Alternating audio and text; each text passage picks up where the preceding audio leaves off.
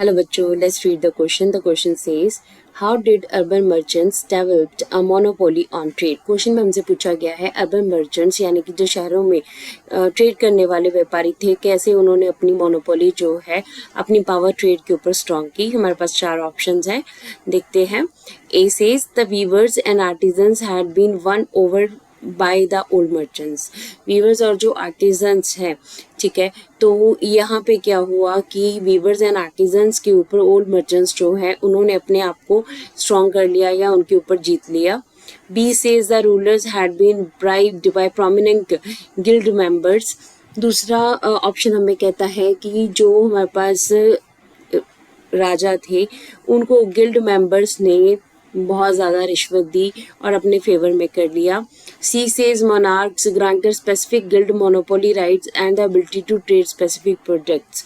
अब यहाँ पे थर्ड ऑप्शन कहता है कि मोनार्क्स मतलब जो तानाशाह राजा थे उन्होंने जो गिल्ड के जो मेंबर्स थे, गिल्ड के जो भी यूनियन थी, उनको मोनोपोली राइट्स थे, उनको पावर के राइट्स दिए और कुछ स्पेसिफिक प्रोडक्ट्स के ऊपर ट्रेड करने की परमिशन भी दी.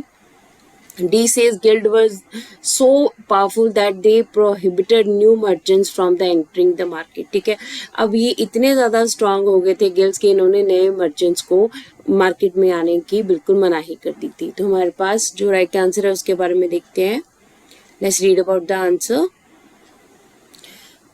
So answer says in the urban areas there were guilds which were very powerful. देखिए, सबसे पहले अगर हम गिल्ड की बात करते हैं तो गिल्ड हमारे पास क्या है. गिल्ड हमारे पास जितने कोई भी ट्रेड कर रहा है, कोई भी मार्केट है, तो वहाँ पे जब ट्रेडर्स जो है अपना ग्रुप बना लेते हैं, दैट्स नोन एज गिल्ड. तो हमारे पास अर्बन एरियाज में क्या था, गिल्ड बहुत ही ज़्यादा पावरफुल थे. They were having the support of rulers. और उनको किसकी सपोर्ट थी, उनको रूलर्स की सपोर्ट थी. सो रूलर्स क्या करते थे, rulers granted them monopoly rights to produce and trade in specific products. वो उन्हें राइट देते थे कि वो किसी भी खास प्रोडक्ट को जो है ऊपर उनकी मोनोपोली इस्टेब्लिश हो सकती है और स्पेसिफिक प्रोडक्ट्स का वो ट्रेड कर सकते हैं. इस तरह से काफ़ी पावरफुल थे ये.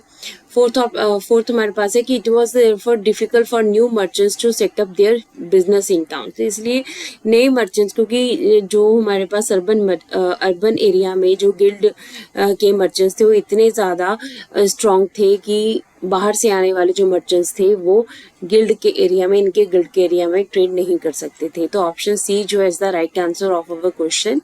तो एक बार हम इसको देख लेते हैं. Option C says monarchs granted specific guild monopoly rights and the ability to trade with specific products. ठीक है, क्योंकि उन्हें मोनार्क्स ने, तानाशाह राजा जो है, उन्होंने स्पेसिफिक पावर्स, उनको स्पेसिफिक राइट्स दिए हुए थे कुछ प्रोडक्ट्स के ऊपर, जिसकी वजह से उनकी मोनोपोली जो है वो ट्रेड के ऊपर थी.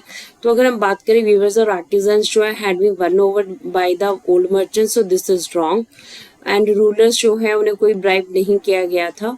एंड गिल्ड जो है, गिल्ड पावरफुल थे जो कि दूसरे लोगों को आने के लिए, अपनी मार्केट में आने के लिए प्रोहिबिट करते थे. पर यहाँ पे हमारे पास इन्होंने पूछा है कि ट्रेड के ऊपर मोनोपोली किस तरह से आई, तो ये हमारे पास जो है राइट आंसर ऑप्शन सी है. So this is the answer of the question. Hope so you understood the question as well as the answer. Thank you.